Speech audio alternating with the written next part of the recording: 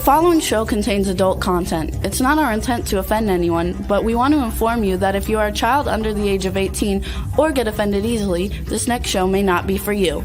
The content, opinions, and subject matter of these shows are solely the choice of your show hosts and their guests, and not those of the Entertainment Network or any affiliated stations. Any comments or inquiries should be directed to those show hosts. Thank you for listening.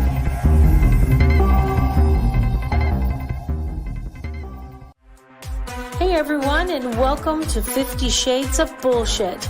I'm your host, Christine Lalonde, and this is the podcast where we uncover the truth about online dating.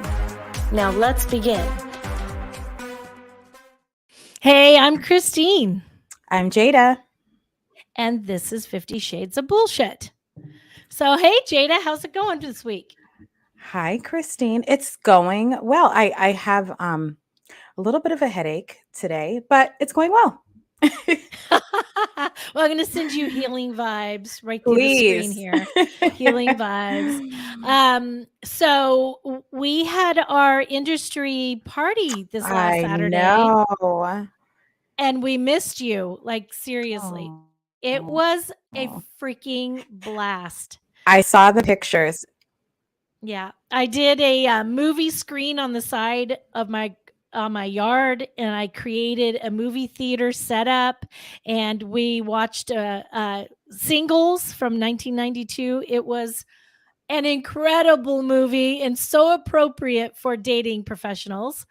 And it was great. And I did movie theater food like nachos and popcorn and a big old hot dogs. And then people brought dessert and we drank and had a freaking blast. So, oh, I'm sorry. I missed it. I will promise next year I'm there. Well, you have another chance. At the beginning of December, we always do a second party of the year.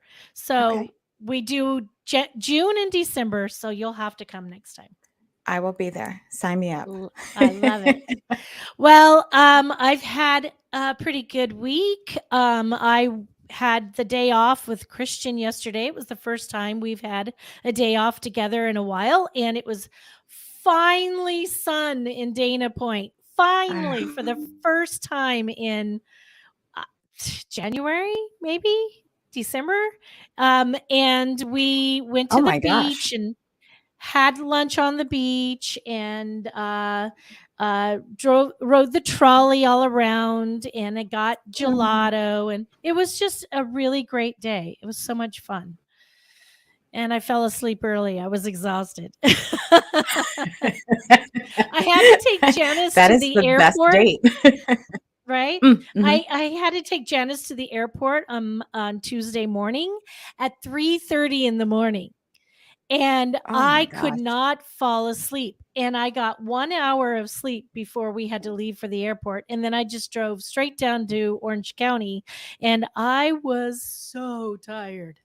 So anyway. I didn't realize Janice was going to be there that long. Yeah, she came in Thursday night and left Tuesday morning. Nice. We had a good time. Yeah. So do you have anything exciting happening this week? What do I have happening? I am going to North Carolina this weekend to meet with some clients. Nice. Business is good. Dating life is thriving. I love it. Thriving. Yes, it's thriving. I really, every time we do these podcasts and you ask me what do I have going on and I say nothing, people probably think I am so boring. I'm really not. I am glad that it's not bad things that are happening anyway. You never, it could be worse. I want to say thank you to everybody right now. I want to say at the beginning of the show instead of the end of the show today for being here every week. It is amazing, all the support that we're getting. And if you didn't hear it before, those of you who come on and listen live every week, we are now on everywhere you listen to podcasts. And we are episode 83 today. You can listen to us at iHeartRadio or Apple Podcasts. And when you go and you follow us and you support us and you leave a message, like a good review, that helps us get out there to more people. And we're really here to help as many people as we can. We want to help them with their daily life. We want to help them with finding love, and we want to help them find themselves. And finding yourself seems to be harder than finding love. So Absolutely. I we're would here to help totally you do agree. that. And here to help us do that today, let me tell you about our guest. She is amazing, and you're going to see how beautiful she is when she comes on.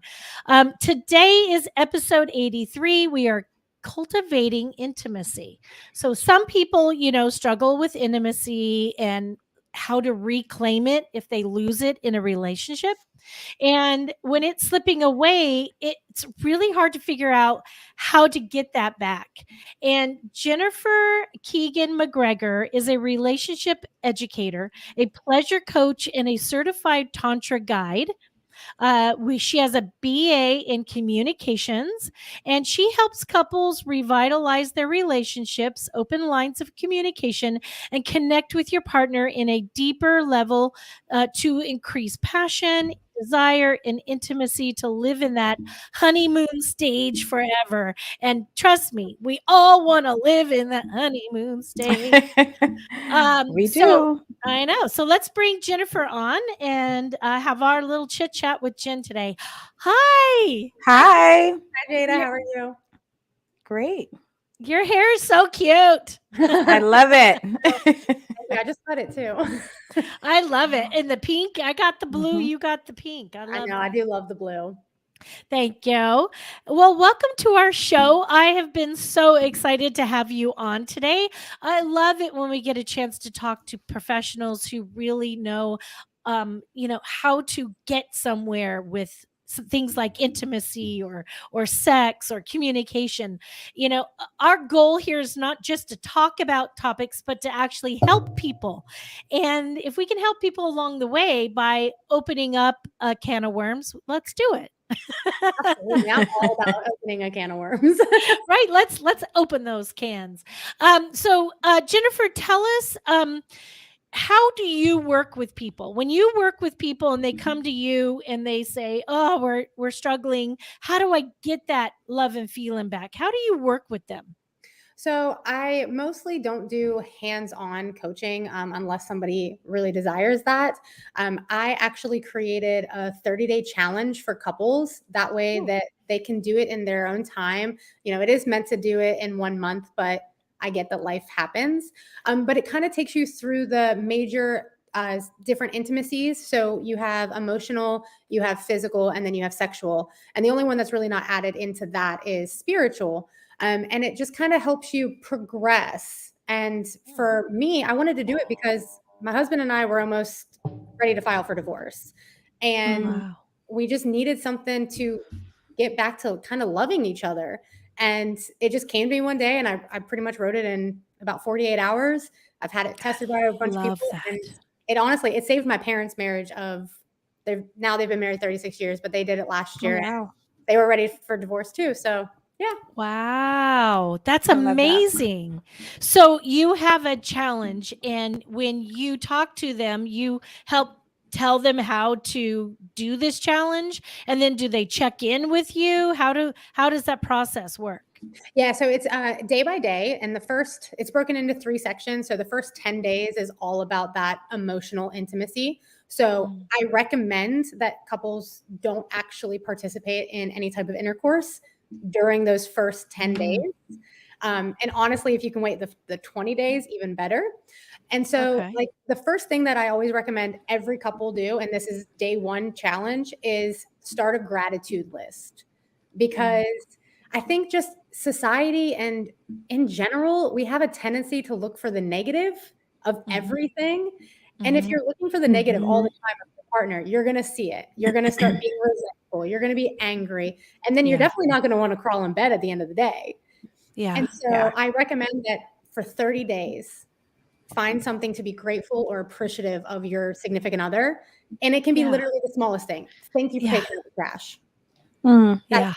It's that simple. Look for the good in your partner and I swear that alone is going to change your relationships. Wow. So it takes you through like a certain amount of time where you're doing just emotional connection again. And are they like questions? Are they like exercises? Are they things that they can physically do each time? Yeah, it's a little bit of both. So, like I said, the first one is the gratitude list, and that one carries on for the full 30 days. Everything else is just one day at a time. There's things like taking the love languages test and finding out how to actually speak to your partner in their love language, because most of us speak in ours, and it's not common for you to be paired up as both the same one. I did a podcast yesterday. I was a guest on a podcast, and one of the things that they asked me about, and I said, is learn what your partner's love language is, not yours. Yes. You know, forget yours. You already got that. If they're giving it to you, great. If they're not, then we also need to communicate what that love language is to us. And sometimes our partners or people we want to be with aren't going to give us our love languages. Right. And they might know what your love language is, but they might not know how to specifically speak what you're looking for. So it does take some time where, if my love language is acts of service, my husband might come home and do the dishes and think that he has performed an act of service that's going to make me happy. But in reality, the dishes don't matter to me, but my bedroom matters. And if he cleaned the bedroom, that's going to turn me on a little bit more. And that's really going to get everything going, where I'm like, oh, you did something. Like, you did something for me. Thank you. Right. Yeah. Because he's actually putting in the effort to give you a part of your love language. Right. So it's so important. And it goes through that, to not only find the love languages, but to actually learn what the love language means for each individual. Would you find, tell me if I'm wrong, say if you came back at your husband and said, ugh, you did the dishes. I really wanted you to do something in the bedroom. Don't you think that that would be kind of a trigger where he would never try to do that love language again? Absolutely. And that's the biggest thing, is you have to learn how to properly communicate. Yeah. So instead of coming off as, you did the dishes, that's not what I wanted from you. It's like, hey, I really appreciate you doing the dishes. I know that you're trying to speak my love language, but in the future, the bedroom is a number one priority to me, because and explain why. If the bedroom is clean, void of clutter, smells really good, it puts me in a mental space where I'm ready to have sex with you at night. That's a big motivator for men. Yeah, absolutely. And now they're going to be like, oh, if the bedroom stays clean, there's a higher chance that I'm probably going to get left tonight. I love that. So here's my question. I was thinking about this while you were talking. Say a woman comes to you and she says, I need help. And you say, here's my program. How does she get her husband to do on board? It with her? Yeah, that's really hard. I think it starts with just that open communication. And I personally think that just the people that I know in my life, the couples that I'm friends with, they cannot be vulnerable with their spouse. And that's the one person that you should feel the most safe with. And so being able to go and say, hey, I'm feeling very disconnected from you. And this needs to be something it's not an attack. And there's nothing wrong. But if you phrase it with, this is not an attack, I'm feeling very disconnected right now, and I would really like to up our level of intimacy. Would you be on board for trying to increase our emotional, physical, and sexual intimacy? I love that. Great. Yes. So Jennifer, go ahead. Oh no, go ahead. Go ahead, Jada. I was going to ask, I was thinking while you both were talking, you had mentioned that this has helped your marriages and your parents' marriage. But what about couples that are new to dating, couples that have only been dating, 4 weeks or 6 weeks? How can this program help them continue the path of the honeymoon stage before they're like 6, 7, 8, 9, 26 years in? Yeah, that's a great question. And I think that new couples, it's probably easier to do Yeah. because you haven't really got into any like bad habits. You Mhm. don't have those years of resentment around you. So this would really just help them open the communication early on. This is what I need out of a relationship. These are my boundaries. This is what I'm looking for physically. This is what I need emotionally. And then this is how we can be hot and heavy in the bedroom. I love hot and heavy. Yeah. Right? And that's one thing, like, I have realized talking to people, I don't think a lot of people are having really great sex out there. And that is That's just such a shame. Let me tell you something. My boyfriend and I, Oh boy. honest to God, have the best fucking out of this world sex every fucking time. Every time. And it's not like it's a marathon sometimes. Sometimes it's, only 20 minutes. Other times it's 2 hours. But Mhm. it's in fucking credible every time. And I said to him, if more people connected like we do and have the type of intimacy and sexual feelings Yeah. when we're having this great of sex, there Mhm. wouldn't be as much divorce. There wouldn't be as much cheating. There wouldn't be as much lack of communication. I think communication is the biggest part of our relationship, though. And his desire to please me, his desire to be around me, his desire to make me feel really beautiful Mhm. and wanted, his effort goes beyond anything and turns me on Mhm. like nobody's business, and it just is wild. The thing you said that he, is focused on making you feel really good. Yeah. And I agree. If we, as both partners, take Mhm. away our pleasure and Mhm. focus on our partner's pleasure, I'm telling y'all, like, I agree, Christine. Game Every changer. single time we have sex, Mhm. we finish, and I'm just like, how can it get any better? And then the next day, it's like, how can it get better than last night? But it's Right? good. I love that. And I think we did a challenge. Sorry, we did a challenge where no. we did no days off for an entire year. We had sex every single day for an entire Nice. year. And I can tell you, there was not a single time that I was like, let's Again. go. Let's do it. Like, it was 365 times of absolute sex. I love that. Now, I would do that if I lived with my boyfriend or we were together all the time. I don't. He's about a little over an hour away from me, so we have to, put in that time. But I will say that we do communicate every day. He does text me good morning at some point every morning that he's not with me. But I find that he forgets to check in with me later, and sometimes he takes way too mother effing long to call me, and sometimes I will call him and say, what the hell? And he goes, what? And I said, you didn't call me. He's like, oh, well, I didn't want to bother you, or I knew you were busy. And I said, look, even if I'm too busy to answer, at least I know that you're putting in the effort, and I need to know that I'm not being forgotten about when we're not together. And he goes, oh, wow, I have to do better. I said, you have to do better. But you know what, Christine? It's something as simple as what you just said. You were able to communicate it to him in a playful and fun way. But a lot of people don't do that. A lot of people just sit and simmer and settle, which then causes friction, which then I think is a result of a disconnected intimacy. So that's all ties back into communication. So I like that. But you're like fun, and you guys are that couple anyway, that's just how you communicate. But it's important because not a lot of people can do that.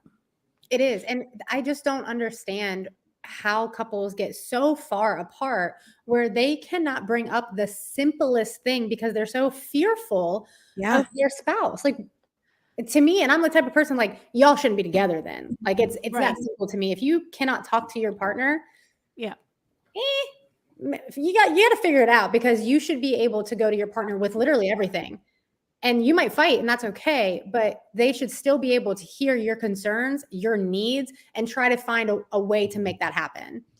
I think there's a loving way that we can communicate, even if it's a trigger to where we argue. There's still a way to do it with love and respect. And Absolutely. I don't think people, when they go into a fight together, they just want to get their freaking point across, and it's just all about their need. Well, I think that if you have an issue, it's about taking a step back and looking at it from the other person's side, and why is this important to them, and what is it going to matter to you if you're giving into something that makes them happy. Is it going to hurt you? If it is going to hurt you, and if it is going to be bad for you, then obviously don't do it, and that's an issue. But it's about taking a step back and really thinking about, can I make this better by seeing it from their freaking side, and stop being so selfish? Exactly. Well, and fighting fair, because sometimes people fight for the sake of being right versus the sake of actually listening to what their partner is saying. So fighting fairly is a huge piece to that also. And I will say, I didn't fight fair. I grew up with parents that fought, and that's how they communicated. Fighting was their form of communication. And so it took me years to figure that out. And it's still a really big struggle. And so for us, the biggest thing is I always feel like I'm being attacked. If he's telling me something, then he's attacking me. And we literally start almost every conversation, I'm not attacking you, because then our defenses don't go up. I don't go to fight or flight. And when you go to fight or flight, we're literally still animals, and all of the brain or all of the blood drains from our brain and goes to our extremities so that we can run from prey or a predator.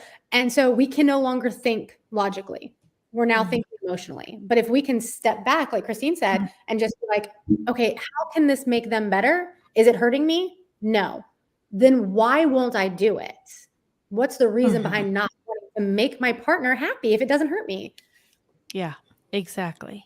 So how did you get to the point where you came up with this? And by the way, I'm all down for that, because there are moments that I set an intention, and then I'll wake up the next day or in the middle of the night or something. Well, it'll just hit me and it'll be there. So I get that it was there for you, this program that you're helping people with.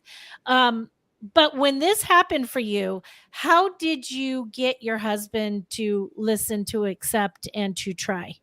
So we actually did it together. We did it without knowing what we were doing. And it didn't come to me to actually do the actual course until 2 years later. So we almost filed for divorce in March 2020. And I wrote the program originally in 2021, the end of 2021. And so how did you make it that far? Yeah. I didn't know that I wanted to do this. Like, I didn't know that relationships were what I really wanted to help people with. I started as a personal trainer. So I was like, I want to help women with confidence, because that was my bread and butter. That's what I was already doing. And then once we almost got divorced and COVID happened, and seeing all the people struggling, being partners, I was like, oh, no, we need help in this area. And I think I can see the right and the wrong with both partners. I don't tend to favor the women's side of point of view or the men's. I think mostly both parties are incorrect in things that they're doing. And jointly, people just need to come together and say, hey, this is the relationship that I want. I want to make it the next 50 years with this person because they're my person. So what is it going to take to be happy, healthy, fun? Like, I just don't understand why people don't want to have the best damn time ever with their partner. Right. I agree. Oh my God. I agree. So how did you get your parents to try it? Oh, so this is actually really funny. And so this kind of goes with you, Jada, when you were asking about, couples that are maybe new, or not being able to get somebody on board. So I sent it to my parents. My parents had come to me and said, "Hey, we're going to go ahead and file for divorce." And I had told my parents my whole life, like, yes, you should get divorced. They were not good together. When I heard those words, like I was crushed. I like bawled. And I was like, no, we can't. Aw. We can't do this. So Aw. I was like, I have this challenge, and I sent it to them. I text them every day. I was like, I know you're not going to do this. I know it. I know my parents, like, they're not going to do any of it. And they didn't. They did not physically complete the challenge, but they read it.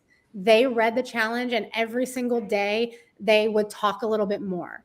They would try a little harder. They would incorporate little tidbits of it. And after the 30 days, they were like, we're going to work and we're going to figure it out. And they literally did not physically do almost any of it.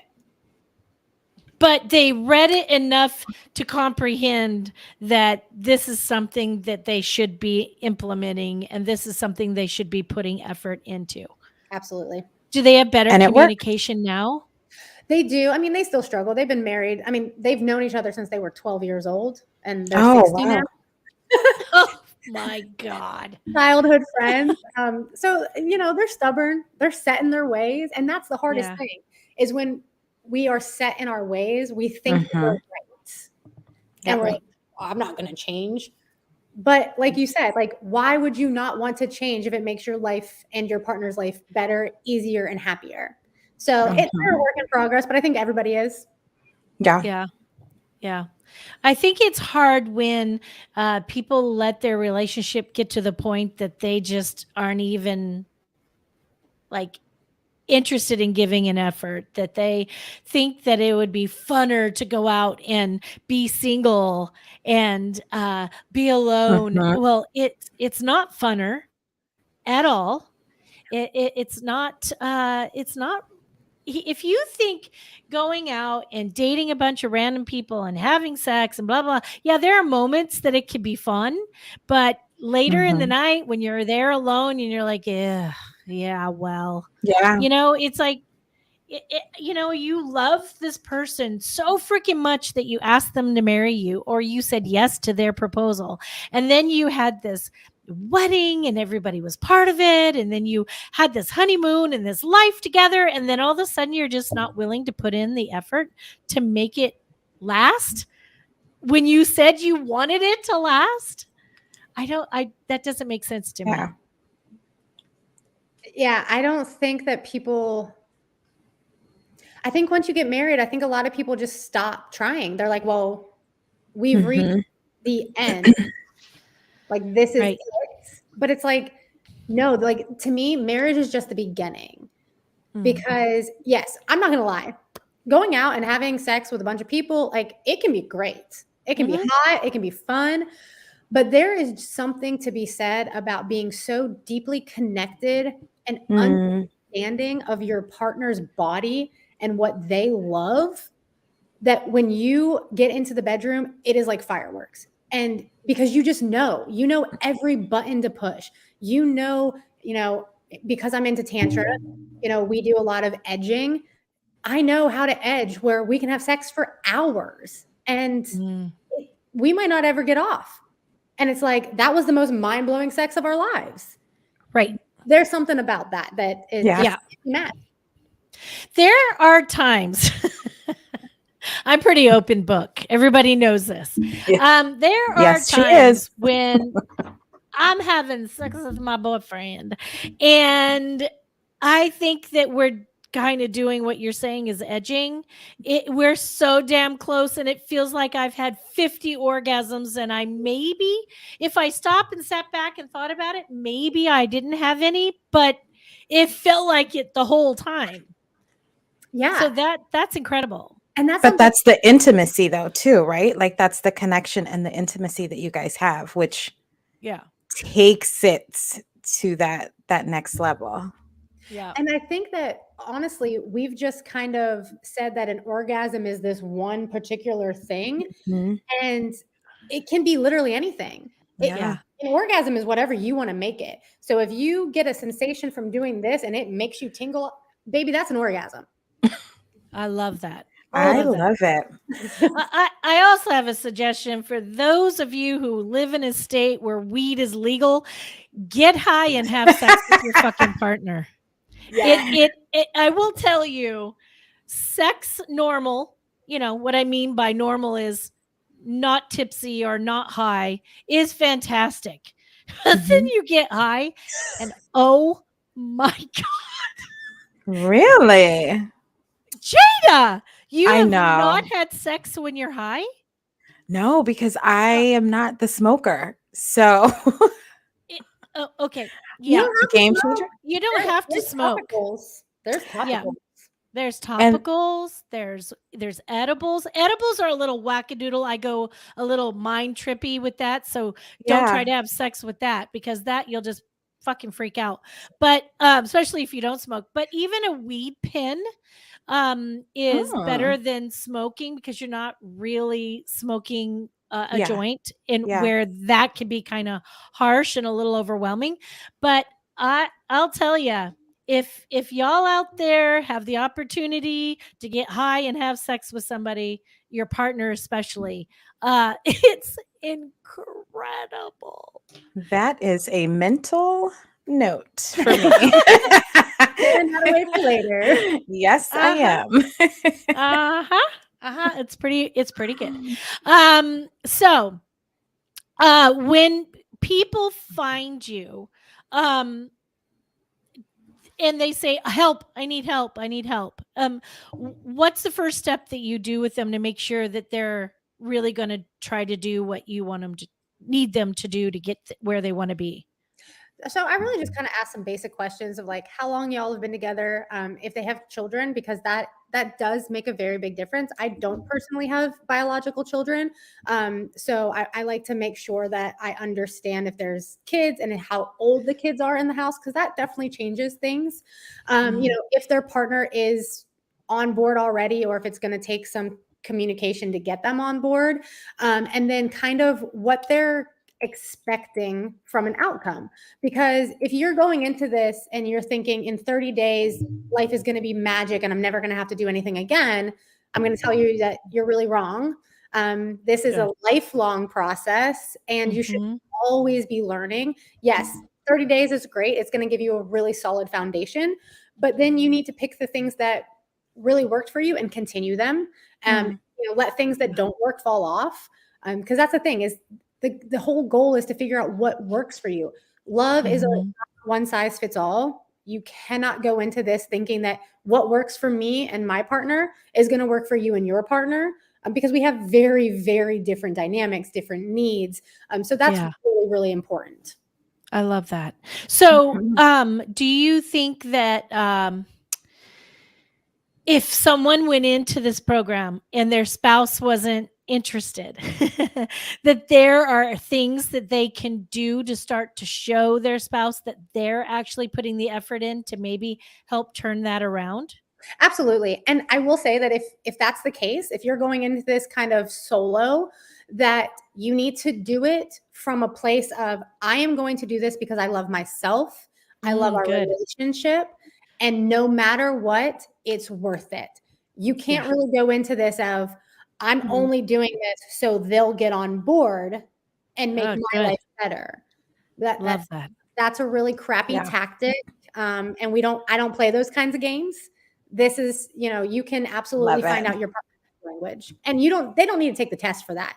As a female male relationship, I can almost guarantee 90% of men, their love languages are physical touch. And I'm not talking sexual. I'm talking they want to be touched. They want to be hugged, caressed, and then words of affirmation. Men are genetically meant to be protectors. They are kings. And, I'm sure I'll get crap for that. People like, not my king. But if you treat your man like a king, a lot of times they're going to start treating you like the queen that you deserve to be treated like. 100%. Yeah. They want to hear you say good things about them. Thank you for taking out the trash. Thank you for cooking dinner. Thanks for cleaning up. Thanks for dealing with the kids. I've had a really rough day. You can't overthink a man. You just can't. Yeah. We were at the we were at the beach yesterday, and we were just kind of chilling. He had music playing, and we had had lunch, and we were both just kind of just laying there getting some sun. And then I turned over, and then he turned over, and I turned back, and I looked over at him. He looked so cute, little sand on him, and I just reached over and took my nails on where his hair met his neck, and he goes, "Oh, I love you so much." And it was like, just that little touch did so much. And then I think the other day I didn't even, he walked by me and I went, "Jesus Christ, you're hot." And then I just kept going. And he was like, oh my gosh. I just love it when you say things like that to me. It's like you have to go outside yourself and really think about your partner and, what are they going to like? What are they, and making it feel and sound spontaneous is, I think, even a higher level for them because it's not Mhm. calculated. Yeah. You know Yeah. what I mean? And it's hard. Like if you haven't done it in 10 years, it's going to feel really weird. You're going to feel like you're out of your element, that it's fake as hell. And that's okay because then it'll become natural. But so if you want your partner to walk by you and be like, "Damn, Mhm. you are so hot," why would you not think that your partner wants the same? Like Yeah. sometimes I think as women, we expect a little bit too much from men Yeah. without providing it back to them. But like Yes. men are emotional men, and Yeah. they just don't know it. And we just need to be there to support them and love on them hard because they freaking deserve that. They deserve to have the tickles, the hair rubs, like grab the butt. I swear Yeah. that is my favorite thing. You can always grab the butt. Yeah. But you know what, too? I think men, and I may get a lot of crap for this, but I think they've been so conditioned to be protectors and providers and just are strong men that holding their hand or rubbing their back or, I don't know, kissing their forehead or whatever it is that you like to do gives them that sense of safety and security that they feel that they have to do for us. So it's almost like a little bit of reassurance. I am the touchiest, feeliest person, but Yeah, I me think too. that's because in my mind, I know my man has had a long day. He's gone out in the world and done whatever he needs to do. So it's Mhm. my responsibility. And this is just Jada's world, not everybody Mhm. else. So don't everybody else get mad at me. But I think it's my responsibility to make him feel safe in a Mhm. sense or reciprocate how he makes me feel Yeah. when I have a man, by the way. And We got it. I think it's important to also note that men's hormones are vastly different from females. Mhm. And so, Ah. we have a 28-ish day cycle where our hormones are going to go like this Yeah. slowly. Yeah. Yeah. Men's is 24 hours. So if they're working, especially if it's a manual labor type of job, when they wake up, their testosterone is at the highest, which is why typically men like to have morning sex. Mhm. And when they come home, it's almost at zero. Yeah. So this is a stupid Yeah. analogy, but I love it. They need to plug in when they get home. Like they need to charge. So I know a lot of couples Recharge. Mhm. where the couple Mhm. plays video games and the wife is like so pissed about that. Mhm. Yes, there needs to be a boundary. Like, "Hey babe, I know you need to decompress when you get home and recharge. Can you play for 30 minutes to an hour while I cook dinner? And then can you take care of the kids for bath time so I can relax and get ready mentally to meet you in the bedroom?" And it's That's all about great. that. It's all about That's really how good. you say things. If my husband comes home and wants to play video games and I'm like, "F you, I've been home with the kids all effing day. I need you to do this, this." Do you think he's going to want to do any of that? No, But if I say, "Hey, baby, absolutely if not. you go play video games for an hour and then can you bathe the kids? I'm going to take my own bath and then we're going to have some real sexy time." He's going to be like, "Done." Right? Right. I also think it's listening to your partner. Your partner is going to say very subtle things and sometimes not so subtle things if you're not paying attention. So just quick, so Jennifer, my boyfriend and I have been together for almost 9 months now, but 11 years ago, we met and dated and lived together for 2 years. Oh my And God. it wasn't working out. And it wasn't that anything was wrong. There's just small things compounded. We had young children. His family got involved. And yeah, I just threw up in my mouth. And so 9 years ago, we broke up. And we broke up friends. He was very good about not attacking me or saying bad things to me.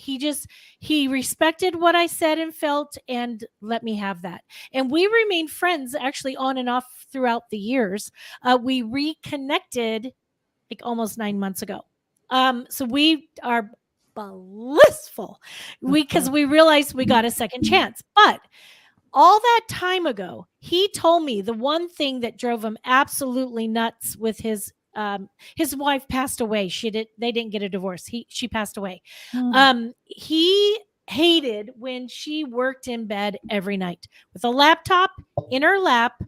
She worked until she went to sleep. They never were rarely intimate. And he literally hated that she paid him no attention. And when I'm home alone, I work in bed all the time. But when I'm with him, I make a point of getting my shit done before we go to bed because I know that this is important to him. And if I ever brought my laptop out, he would get PTSD and I know it. So it's about paying attention to those things that your partner, really needs you to hear. And how hard is that for you to do, honestly? Not at all. It's incredible sex. So it's working, right? To get yourself happy, and it's making him happy at the same time. Exactly. Yeah. Exactly. I love that. So how do people find you? Where do they go when they find you? So you can find me on social media, and it is my personal page. I had a business page, and I just I don't like separating the two, honestly. So on Instagram, you can find me at Jen with 2 N's, K McGregor, and then on TikTok, it is my business, so it's at JKM Tantra. And my TikTok, I haven't been on in a while, but honestly, if you want fun, spicy, sexy knowledge, like my TikTok videos are where it's at. And then if you want to learn about like my relationship courses, my challenge, ebooks, anything like that, you can visit my website at www.jkmtantra.com. By the way, this information will be in the show notes so that they can find you. And you have to come back, not only because you're incredible, but we have to have you back to talk about tantric sex. Because nobody's come on to talk about that yet. And people are so fucking vague. Whenever I ask somebody about it, they're always like, oh, yeah, you should look into it. Well, I'm looking into it, dude. I just asked you, and oh my God, I just saw 4 times. Something I have to remember what we're talking about so that I can look it up after we get off the show to see what my message is. But yeah, I think that it's very fascinating and I'd love to know more about it. And I know there are other people that love to know more about it. So when the show is over, if you don't mind hanging on for a second, we can talk about possibly bringing you back on for another day. And if you would like to talk about that, we would really love that. Yeah, absolutely. And I will just preface by saying, in the West, Tantra has gained a lot of popularity for tantric sex, obviously, which is why I'm not even gonna lie, that's why I got into it. Yeah, girl.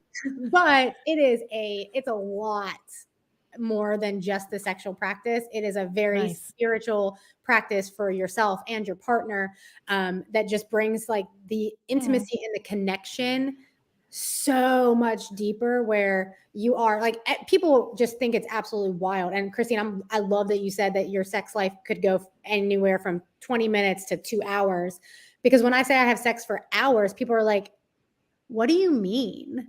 Why are you doing it for that long? I'm like, why? Because the waves of pleasure that go on and on and on for a long time is an incredible sensation like no orgasm you've ever had. It's like some women are, I can hear some women say, well, I have these really big orgasms and then I'm just so sensitive. I don't want to be touched. Absolutely Imagine not. that it doesn't take you beyond that and it doesn't take you below that. It takes you that in the middle, that it Mhm. ebbs and flows really intensely from your brain to your toes and to your mouth to your just everything. My everything tingles the entire time. And And that's Tantra. Tantra is moving that energy when it is so extreme and you're so sensitive, and it's taking that energy from your sexual organs and moving it through your body so that you're body. seeing your other organs. And honestly, sex magic and sex manifestation is the best and the most potent energy to do any type of manifestation. Like literally every time I'm having sex and I'm having orgasms, I'm like, money, money, money, money. Money, money. Yes. Anything. I actually Ah, manifesting when you're giving yourself an orgasm too will also give you that. But it is stronger when you are having a sexual encounter with your partner. I have to say this quick story before we take off. A friend of mine years ago told me that we were on a hike and he said, yeah, my friend was telling me that sex with her husband was just awful. It was terrible. It had fallen off. She couldn't stand it. It was horrible. And I told her, well, what aren't you putting into it? And she's like, I'm putting everything into it. And he said, I don't think so. If you're not getting anything out of it, you're not putting anything into it. She goes, okay, I'm going to fake it for a while and see what happens. So she was like, putting her breath into it and just acting like it was everything. She said, and all of a sudden it went from not faking it to being there. to the real thing. Yeah. And I thought that was incredible. Yeah, absolutely. Yeah. And that's like going back to the very first thing. When you focus on the good, you're going to get more good. Yeah. Mhm, Yeah. mhm. When you're breathing into that, like really giving it that breath, whoo, your body just goes off. It Well, goes you're crazy. taking on each other's energy too. Like you're like feeling that synergy that it is, Yeah. you know. Especially Oof. if you're doing like circular breathing where you're breathing in there. Mhm, Oh man, mhm. there's just nothing hotter. Yeah. So yes, we Yeah. can definitely talk Tantra next time. I love it. I think there's also a really incredible thing that you can create your heartbeats to go at the exact same time when you are looking directly at each other and you are breathing with each other exactly the same. It creates this synergy between you and your body just starts like heartbeat at the same time, breath at the same time. It's incredible. So Christine, I It's will say, really incredible. And you can't just do it with anybody. You can't, It has to be, yeah. and yeah. you're practicing Tantra. So what you're describing is Am basically, I really? yeah, it's called yum. And so like that's a practice that you do where you sit and you stare at each other and you breathe and you get your heartbeat at the same time. So you are doing Tantra. You're just not. I you had didn't no know idea. what it was. I didn't even know it. Well, look at that. I'm a natural. What I meant by you can't just do it with anybody, like I tried that whole breath thing with like someone that I was having sex with for the first time and it was terrible. So it's with your partner. You have to have a real partner or somebody that you're starting to want to get into a deeper place, Definitely. I was going to say something like a deeper. This was really good, ladies. Yes, thank you. I know it was amazing. Thank you for being here, Jennifer. You are literally incredible. I am so Yeah. happy you were here. We're going to talk about bringing you back. I think we'll figure out a time. I think my next available time is in August, so we'll figure that out. Perfect. And then again, everyone who comes back and sees us every week, you guys are the shit. We love you. Now that we can be found anywhere, even if you don't listen to us on iHeartRadio or Apple, even if you go and just follow us there and maybe leave a nice, kind, wonderful review about how awesome we are, that helps so much in the algorithm to get to more people to help. And I think this is an incredible topic to help people, especially in relationships. Definitely. So thank you everyone again for being here. Jada, you're the shit. I love you so much. And it's going to be same time, same place next week. And until then, let's keep it real. Bye. If you enjoyed this episode, please share with your friends, like and follow us on Instagram at 50 Shades of _bullshit and Facebook at 50 Shades of Bullshit. Thanks so much for listening, and we really hope to see you again next week.